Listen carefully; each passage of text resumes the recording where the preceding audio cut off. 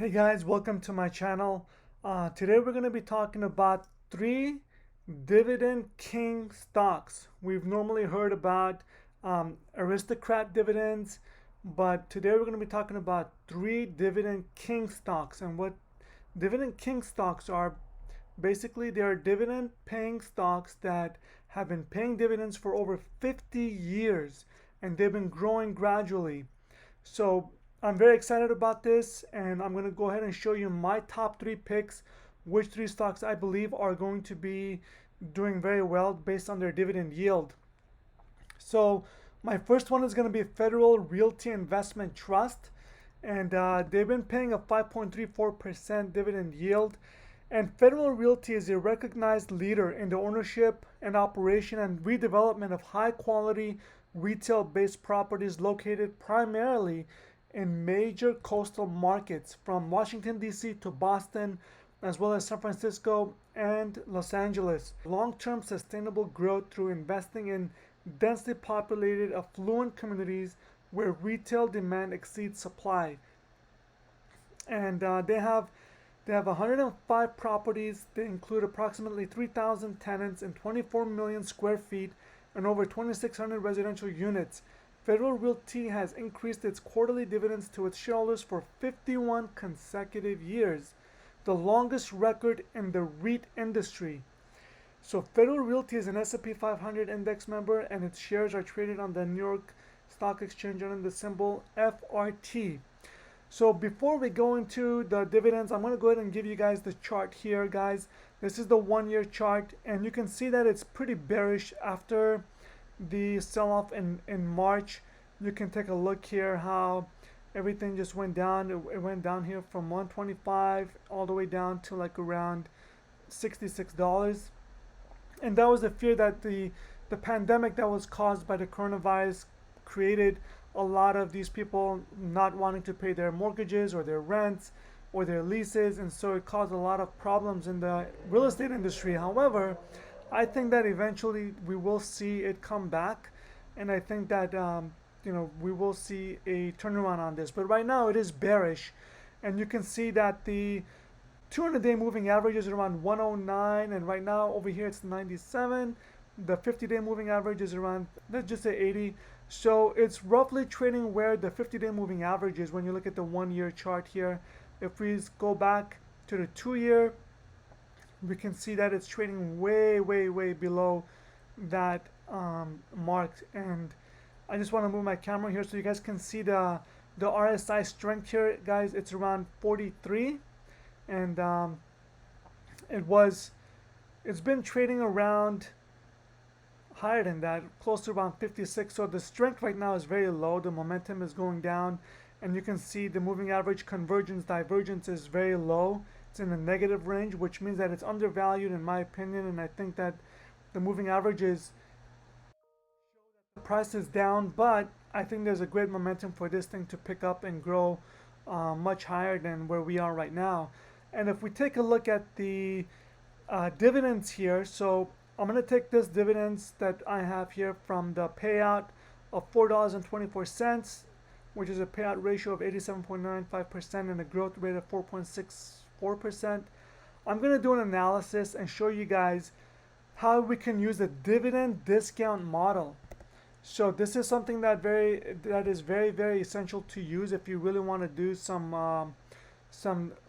analysis on a dividend paying stock like this one, FRT. So what I'm going to do, this is the formula if you guys need it. The fair value equals the dividends that are paid out annually, which for FRT is $4.24 on an annual basis. And then what you do is you multiply that by 1 plus the growth rate. The growth rate is 4.64%. So we're going to take 1 plus, and then we're going to divide the 4.64 by 100 to get 0.0464. And then when you do that, you get 4.24, which is the annual payout rate. And then you multiply that by the 1.0464, which is this plus this, which is the 1 plus growth rate. And then you want to divide that by the required rate of return. And in this case, we're saying we want a rate of return of 10% of our money back. That's our requirement. So we're saying 10% is our required rate of return. and we want to minus the growth rate. Again, this should be the same amount here that you have up here, which is 4.64%. So 0.1%, which is 10%, minus 0.0464, and you come up with 0.0536. So when you get this, you divide this, you multiply 4.24 times 1.0464, and you get this number, 4.436736, and then you divide it by this bottom number here to get the fair value of $82.77, which currently is about 6.1% above where we are trading at. So the value of the stock, just based on the dividend discount model calculations, is showing that this stock is undervalued just based on the strength of the dividends that this company has been paying out every single year. So the stock should be trading close to $87. It should be somewhere around this range, and you can see it tested that $99 range, and then it came back down again. That was around June 1. So the resistance on this, according to this chart, is 131, and the support level is 77.96. And right now we're trading at 78.03. Today it went down $1.36. So the stock market is going up and down, up and down. But over the long run, it's been paying a good dividend rate. And I'm very happy to report that this is a dividend king of paying 5.34%, guys. My next dividend king stock is 3M. Yeah, 3M is a very good company. They are operating as a technology company worldwide. The company's industrial segment offers tapes, abrasives, adhesives, ceramics, sealants, specialty materials, purification products, closure systems, acoustic systems products, automotive components, abrasion. I mean, the list goes on, guys. They're involved in a lot of things, including facial masks and gloves and all kinds of medical supplies as well. They're very well known. 3M is a very good, solid company.